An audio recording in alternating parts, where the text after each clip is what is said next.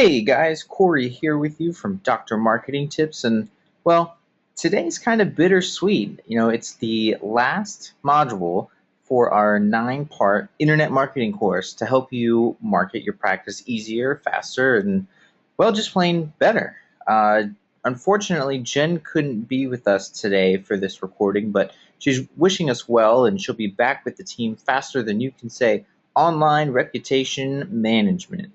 Speaking of, what we're going to do today is kind of a quick, broad stroke overview of the past 8 weeks to act as a refresher of sorts for our old friend Carol, you might remember from the first couple of weeks.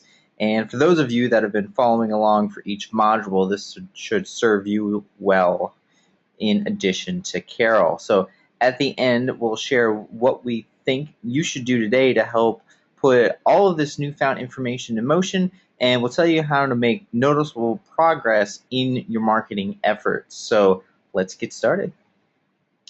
All right, way back on week 1, we talked about how to prepare your marketing plan. So real quick, here's what we went over. Number 1 was how to establish your goals.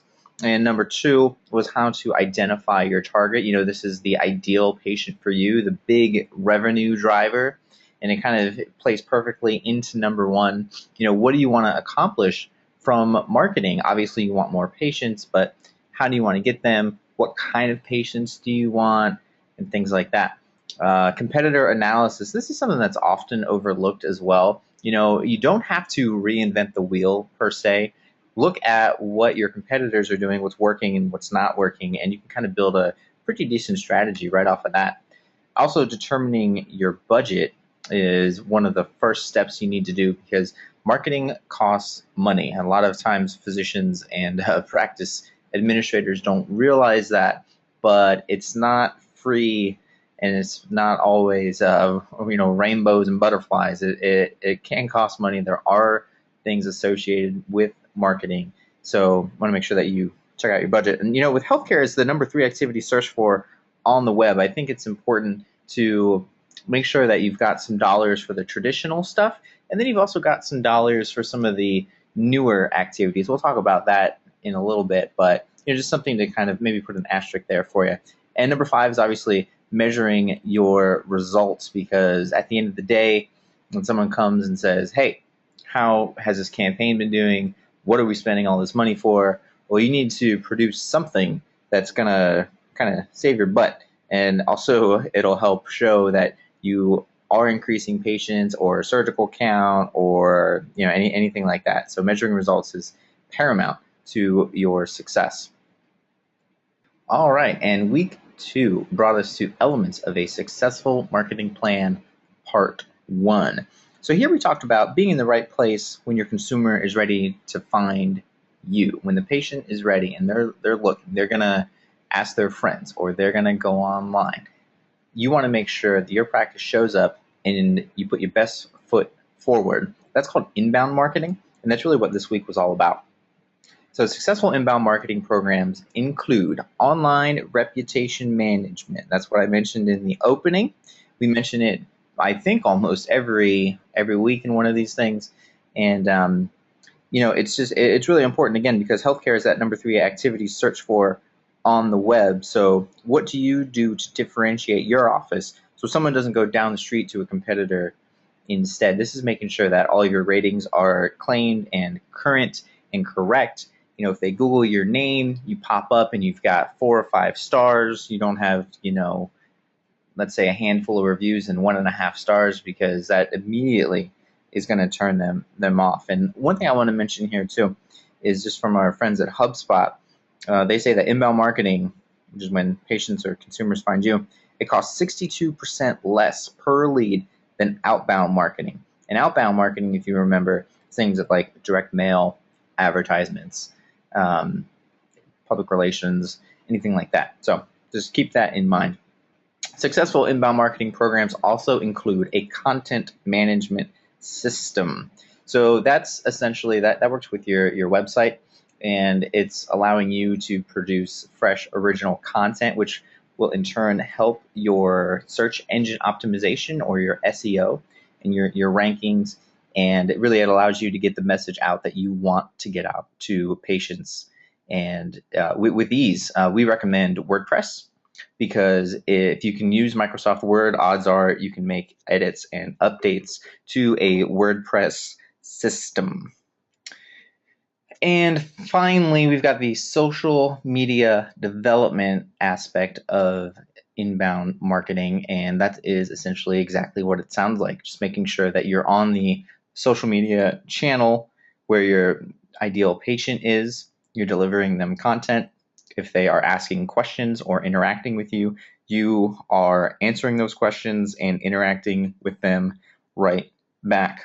And again, one quick note here that we want to mention, and it was actually talked about this week. We introduced the concept of claiming these profiles and reviews and everything. And 80% of shoppers change their purchase decisions based on negative reviews. So you want to make sure that if you have any of those, which odds are you've probably got a couple out there, you want to make sure that there are you've responded to them in a way that is cordial and professional. And we in this week went over all of the different things that you can say, and we even included down in the notes below, you'll see a sample response template that you can take and customize for your practice. If you note in the notes down below, we've actually got everything that we've included over the past couple of weeks for you down there, so it's all in one handy spot for you to take advantage of. So moving on. If that was part one, the next was part deux, as Jen liked to call it, for the week of. So this was much more focused on the outbound approach, as you can tell by the photo of the billboard there. And really, this was we talked a lot about multi-channel marketing strategy, which was using various channels to reach as many patients as possible. That's your print, your radio, TV, outdoor, like a billboard, direct mail, anything like that. And in this week, we also went over pros and cons for each, costs, things like that, just things to be aware of, essentially. And real quick, to go over the steps here, you want to identify your marketing strategy. Who you're trying to reach, how are you trying to reach them, how much money do you have to reach them? And then you want to understand which tactics are going to help you achieve those marketing goals, which is obviously to attract and retain more patients. And then you have to provide a reasonable budget, which is time and money. Often forgotten about is the time aspect of all of this. If you're going to develop a direct mail campaign, you have to schedule time to work with the designers, create the copy, create the offer if you have one, work with the mail house, work with the printer, and there's just a whole slew of activities that you have to consider there as well. And here I'll also mention that you need to consider how you're going to measure your ROI. Remember that from week one. That can be anything, especially on advertisements and billboards and direct mail. It's very easy to have a unique phone number or a unique URL. And let's say you set up a specific page on your website and it's only on this piece of direct mail. So you know that every hit that comes to that site, well, that's because of that direct mail. So you can instantly measure your results like that. Same thing with a phone number. If it's a specific phone number, let's say that's on a print advertisement and it gets routed to your main line, well, you know that every call that comes in there is specifically from that advertisement, so you can measure if it's working or not. And real quick, I'm going to throw out this because I actually was just working with a client earlier this week about it, and we said, well, if you're going to run this ad, you want to make sure that we have the unique phone number. And the practice administrator, it was not Carol, but I'll use Carol as an example. She said, well, we've had this phone number for a really long time, and patients know us by that number, and we don't really want to change it. And my response to that is, no, they don't. Your existing patients, sure, maybe they do. They know you by that. But if they saw that ad, the odds of them either noticing that the number is different is very low, or caring is even lower than that. And if you're looking for new patients, it doesn't really matter what the phone number is. The phone number is for your tracking purposes. So people, they recognize maybe the area code, and that's about it. So that's really nothing to worry about there. Shifting gears a little bit, let's talk about module 2.1. This was the patient, achieving patient satisfaction. And so here we discuss patient satisfaction surveys, both online and in person, pros and cons to each, online reputation management importance just a little bit more, and how to control your reputation. So these online review sites that we always talk about, that's RateMDs, Healthgrades, Vitals. You can even throw Yelp and Google into the mix there. They really force accountability because you're going to hear some things that are true and some things that are not true. But more often than not, the issues that are raised do require some sort of feedback or response, and maybe even changing something on the side of your practice to help make you better. So it really does force that accountability. And we can't say it enough that the patient now has more power than ever before. And something to consider here is that what happens at the appointment is only part of that interaction. When they go looking for you for the first time, whether they're referred or not, they're probably going to go online and they're going to see your website. They're going to call. So, you've got your front desk person there. They're going to check in. They're going to fill out the paperwork. They're going to sit in the exam room. They're going to sit in the waiting room. When they leave, there's a checkout girl. They're going to checkout person, I should say, excuse me. And they're going to, they're going to have to pay the bill. There's going to be a follow-up of some sort. So there's a lot of parts and pieces that really go in there, and all of those have to work together and have to funnel down to a great patient experience. And if you can get all that going in the same direction, then you can really start to see positive change, and you'll see positive unsolicited reviews, and it's one of the best drivers to attract and maintain new patients. So patient service is key, and that's really the point there, is that when you're dealing with these patients, you are in a service industry essentially. Healthcare, it's so often kind of considered floating on an island, but really you're in the service industry, and you have to take the same things into consideration that you would if you were a hotel. Patient satisfaction, it's literally the difference in your bottom line. From online reviews, you've got the CCAPs and the HCAPs coming, word of mouth, all of that stuff plays into this, and all of it makes a difference to the overall success of your practice.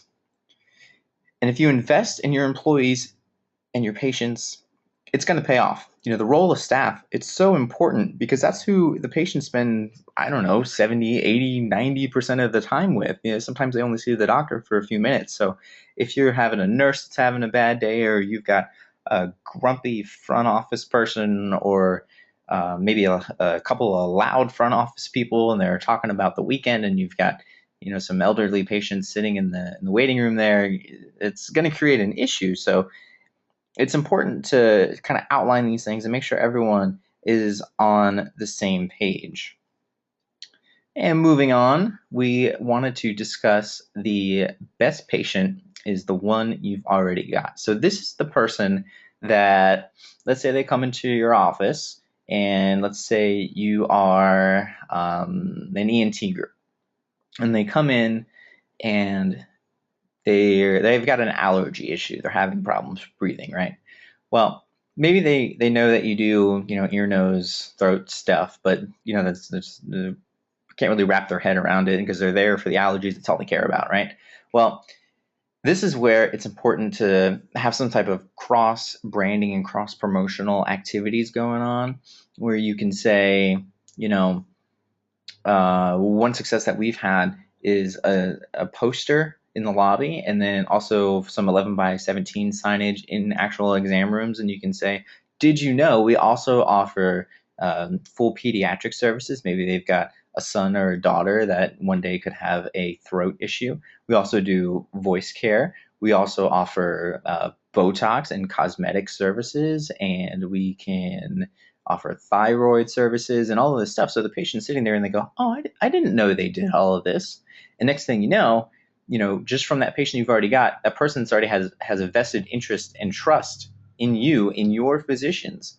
They're coming back and they're scheduling appointments. They're telling friends about it. They're telling their local, the soccer team that their kid's on that, they do pediatrics at this place that I go to. They're really good.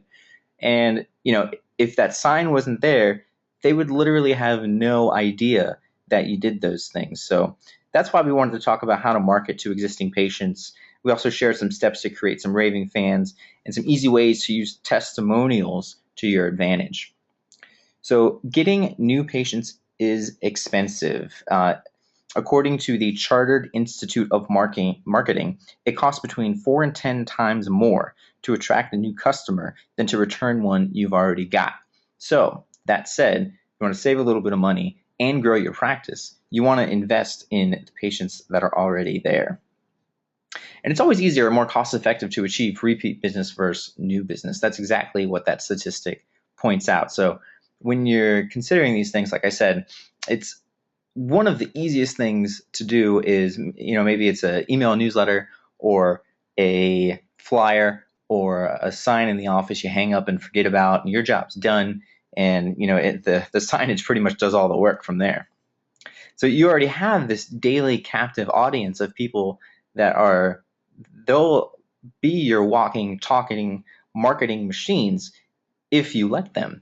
And that's where patient testimonials kind of come into play and the importance there. We'll talk about that in a little bit. And if you go back to Module 2.2, you'll see a bunch of information about video testimonials and written testimonials, how those work, and what they can really do for your practice to bring in some new business. The following week, we moved on to Module 3.1 of the 9-part marketing course. And here we talked about public relations for your practice. And one of the big things that we want to drive home is it's important to choose the right PR channel. And what that means is, how are you going to reach the proper public relations goal that you've set? Now, it's important to remember that public relations today is different from PR of yesterday. That's the big takeaway. And this week we talked about proactive and reactive public relations, which is basically seeking media versus being sought by media. And we went into that in great detail during the presentation, so I won't bore you with that here. But you have to consider that sometimes, in addition to reaching out to the local news stations and newspapers, there's a whole nother world out there that you could be reaching. For instance, I remember when we did something, we created a arthritis infographic for a client of ours. And instead of going to just local print media and television, we also reached out to bloggers online. And, there's tons of quality arthritis and active living blogs out there for older individuals. And we sent them the infographic, said, hey, this is a piece we created. Feel free to use it. I think your readers would really love it. And a good handful of them picked up on it, and we got some great play that way, both online and it translated to offline appointments, which is the whole goal there. So next, you got to be ready for the proactive and reactive PR. And essentially what that means is when it's proactive, you're going out and you are creating these stories and you're letting people know about them. And reactive PR is when the news comes to you and they call you up and they say, hey, we want to do a story about concussions in sports, and you have to scramble and find somebody and get them ready to go on camera the next day. So that, there's that 24/7 readiness that has to be there for local news and web sources. And this week we also talked about understanding the basic PR mediums, what those are, and we even included a couple of sample news releases and pitch letters and media alerts, which are, again, below this presentation down in the notes for you to use. Next, we wanted to talk about how to prepare for when the media calls, because they will call you and they're going to need something probably in a few hours or the next day or the day after that. And that can be a nightmare trying to get on a doctor's schedule. But if you really want to take advantage of the PR source, then you have to have a plan in place to get that done. So we went over that during this week as well. And finally, for this module, you want to practice some media training with your doctors. Now, it takes like 5 minutes, 10 minutes, but sometimes, we all know this, the doctors like to go a little off base. And so your goal is to make sure that they stay on message and on point when they're talking to the media, and they're always directing the message back to the main goal.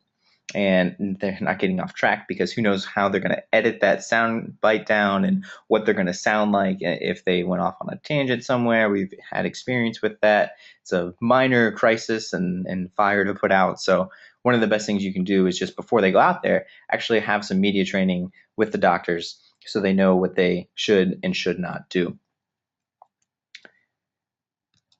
So moving on, we then wanted to discuss the role of storytelling in medical marketing. And really, this is what we're talking about, is the real measurable benefits to patients telling their story. So this is where we really kind of drilled down into the whole testimonial aspect. Okay, so patients can tell your story easier and better than ever.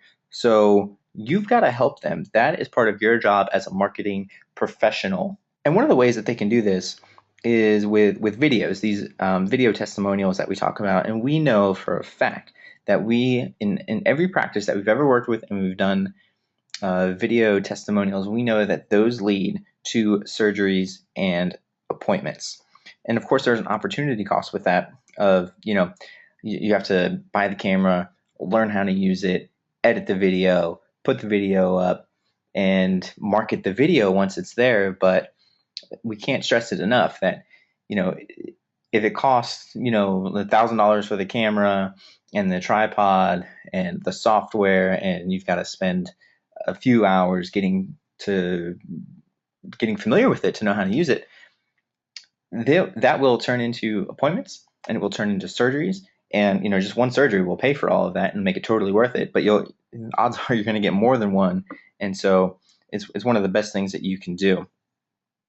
There's several different ways to share. Videos isn't the only thing. There's also the social media aspects, which are shared, everywhere. And in fact, I have a perfect example for this because it just happened this morning. Someone posted on the Facebook page for one of our clients. It was a mother of an autistic patient. It was her daughter. She was, I think, 10 years old or so.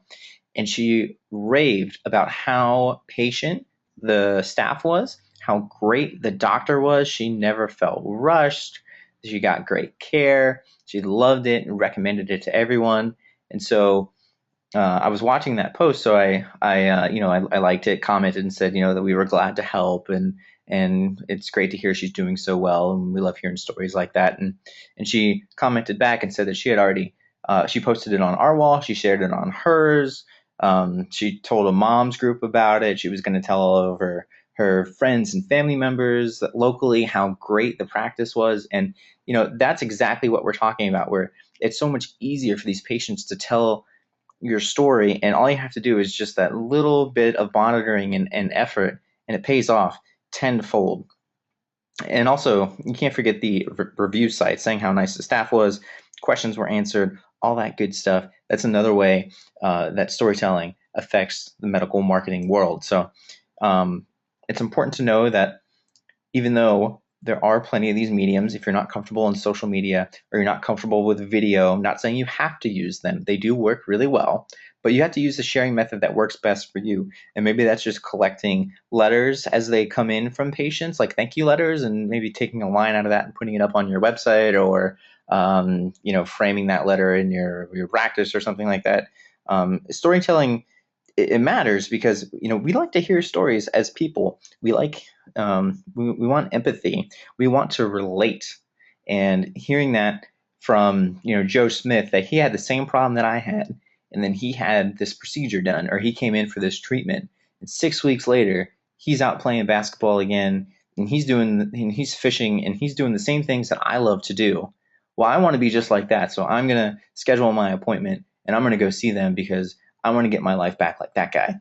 And the power of that, again, it just cannot be said enough. So that's what this week was all about. And last but not least on this week, we wanted to talk about letting others tell your story. And that's when, a vendor can come and tell your story, or there's a new a PR opportunity that approaches. And this works so great because, well, one, it's less work on you if someone else is going to tell the story. It's perceived as more credible and more relatable, and the content it lives on forever. It's going to live on forever on their website and in their print materials if they have any, and then you can use it on your stuff. And it's just one of the great things about storytelling and medical marketing that really it's just the gift that keeps on giving. All right, so let's move on and talk about the lost art of building relationships. This was actually just last week, so we won't spend a ton of time on it. But the importance of relationship building, it just we can't say it enough. Last week, this week, next week, whenever we get there. But people are busy, and they no longer take the time to really get to know each other, to really connect. So too often we rely on social media or email, and that face-to-face element that can make the difference between a referral or a missed opportunity is overlooked. And that's what we wanted to talk about here. So the first thing that we discussed was determining which relationships that you have time for and which ones you don't. What's most important to you? You have to sort that out. But for those that you do have time for, you have to make the most of them. And it should be face-to-face whenever possible. You want to use consistent and impactful communication to strengthen relationships. And during this presentation, we talked about ways to connect with your fellow medical marketing professionals, proven methods to stand out from the crowd, and a couple of ideas you can use to become, kind of the host or hostess with the mostest. And I think that if you take away anything from this week's presentation, it's that standing out and doing for others really will pay you back over and over and over again. It'll help you become a leader. It will help you become noticeable. It will help you become kind of the go-to person in your industry, in your area. And the power of that will keep on showing benefits that is unrivaled in networking and throughout various other mediums for building relationships. So with that said, it means be different. And as we discussed during the week's presentation, that doesn't mean wearing a top hat or a funny colored shirt. It means kind of setting yourself apart from the crowd in other ways, in the things that you do. And you want to let others bring business to your practice. And one of the ways that you can do that is, like I said, being that leader, that go-to person. If you're helping them, they will turn around and they'll help create business for you. They'll try and bring you leads and try and connect you with the best patients possible. And one of the things to consider here is patient and vendor appreciation events. This is one way to kind of be different and let others bring business to your practice.